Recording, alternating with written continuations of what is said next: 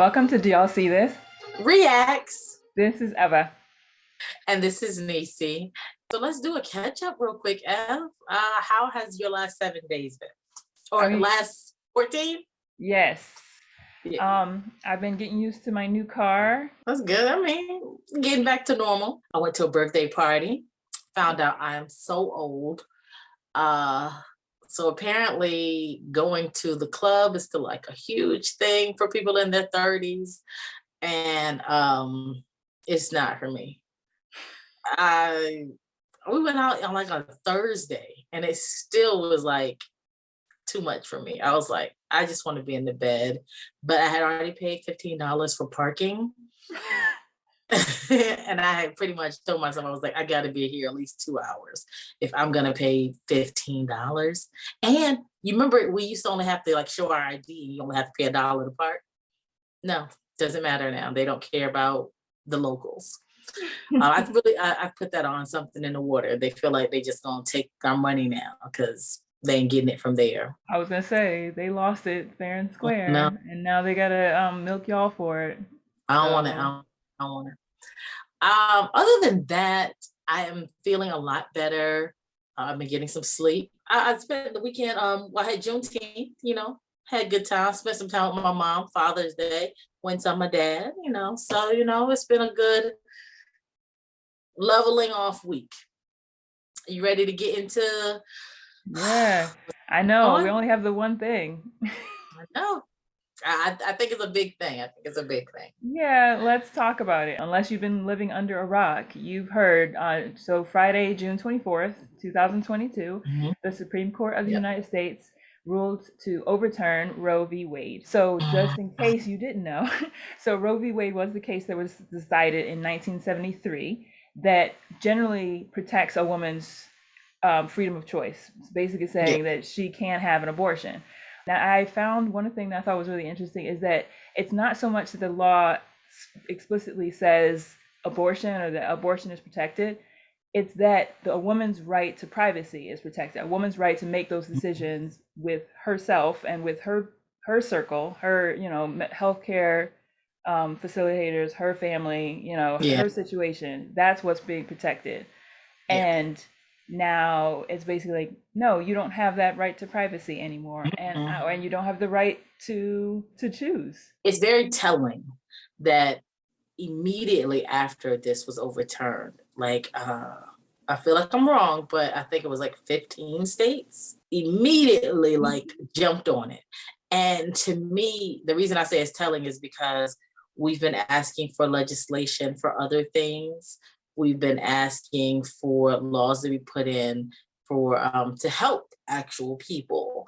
And it seems we always get hit with, oh, well, you got to understand it's a slow moving thing. I've definitely been seeing it online as well, where people are seeing the contradiction, and that states can decide on this, but states can't decide on the gun laws, though. And then did you see the was it the senator or House representative who put out something that said now he wants them to go for a couple of more I know what you're talking about. So John Cornyn, I think, is the one you're talking about, and he said now do Plessy v. Ferguson. Yes. And there's another thing too, like the government has been telling us, and a lot of the people who are in place now, they ran on a platform of saying this is something we're going to be working on, and it just feels like they didn't work hard enough for it. But immediately after this decision came down, I started getting text messages asking me to fund the politicians who didn't fight, who didn't do enough. And it just feels, help us get Roe versus Wade. Like, help us. What? It was already in place. It was already in place. And remember, it was leaked a month ago or 6 weeks ago, however long ago it was. So there was a head start. There was something. It just feels like there was something that could have been done. This is something that they could have been working on. Yeah, definitely. With that being said, this is something that has been on the Republican agenda for decades.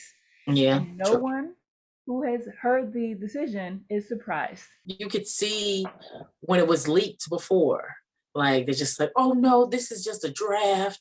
This is normally when you draft something, it's because you want to finish it.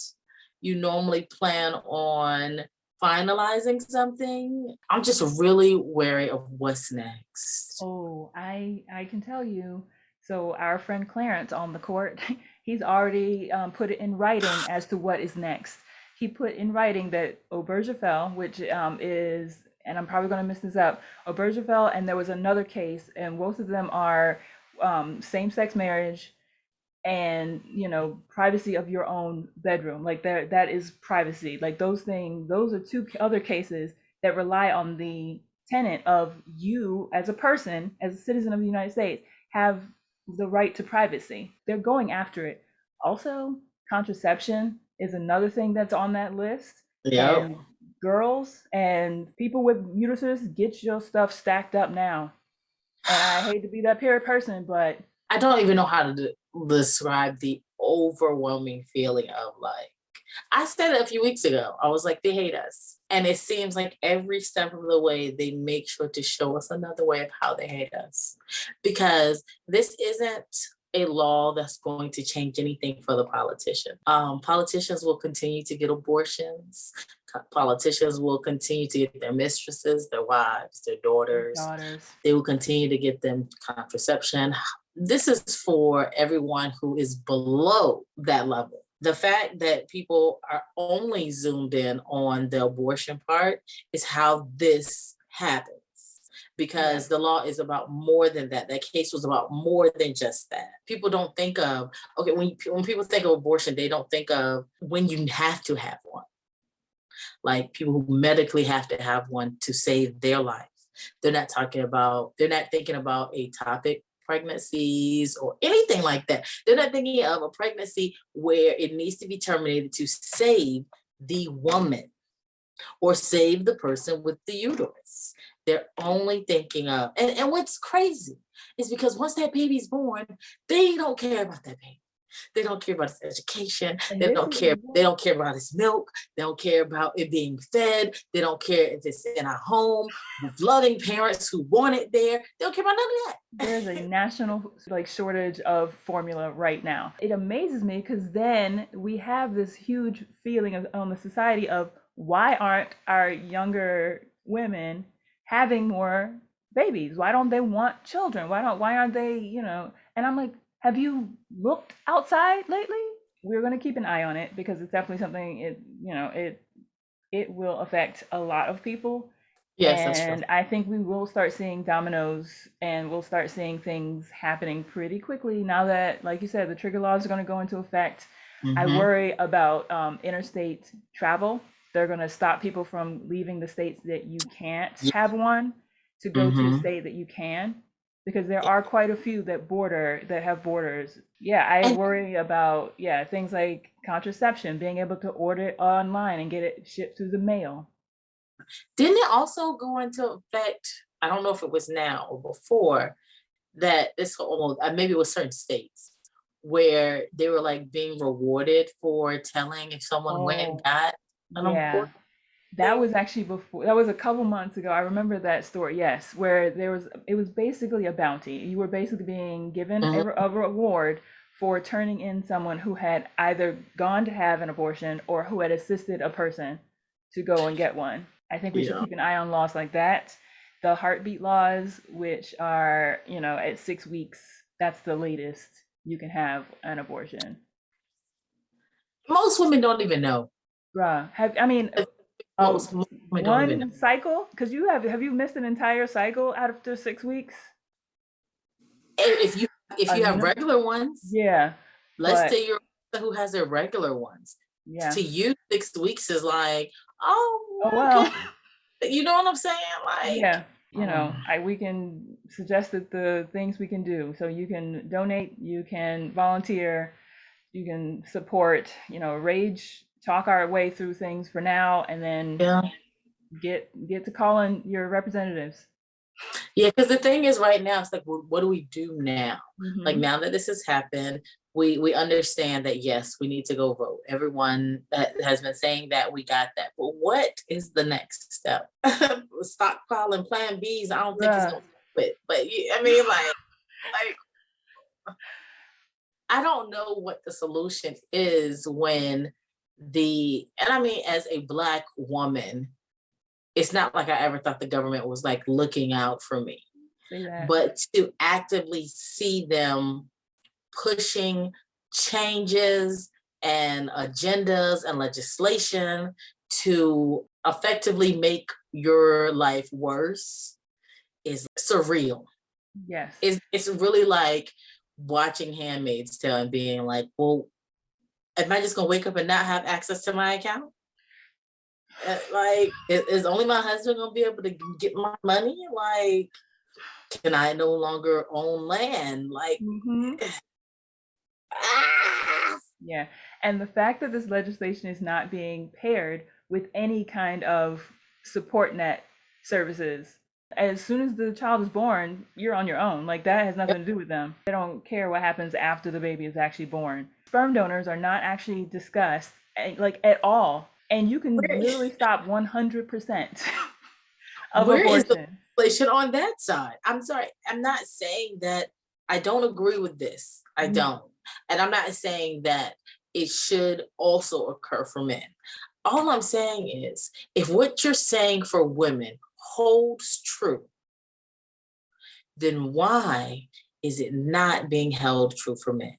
If we're really caring about, controlling, making sure that babies aren't, why are we not starting at the source? There's a certain type of animal that if a male or female is not present, they can reproduce without having that other part. That's not us. No. That's not Homo sapiens. We need the other part. So where is the mandatory vasectomies as soon as they are able to make sperm? And then, let them have the choice. You've never heard of that. You've never heard of, if a guy wants to go have a vasectomy, he has to be married, make sure that he's had 2 to 3 children first, bring his wife in, make sure everything, like, she's okay with it. You never hear of this. It's a huge umbrella that this plays with. Yes. And I think that's what we should be wary of. Yeah. Because, that right to privacy, it covers a lot of things. Yeah, I've definitely been hearing also that if anyone has like a period tracker, they should go ahead and remove that. I was going to say, I'm glad you brought that up.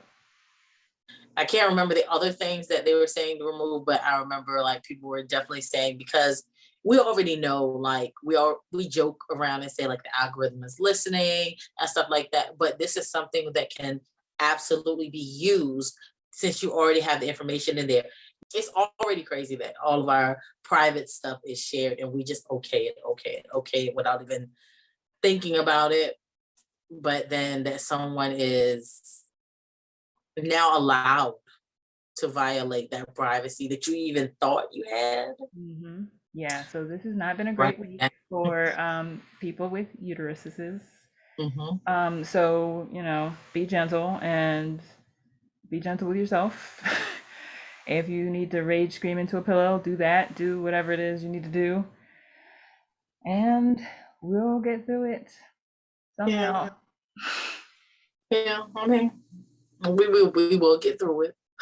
I do not want us to leave on such a low note, but it's just, there literally is not. I know. Like, what other note is there? Like, I want to find positivity here, but guys, I just don't. We're going to hope that, we're going to put hopes out. That's what I'm going to do. How about that?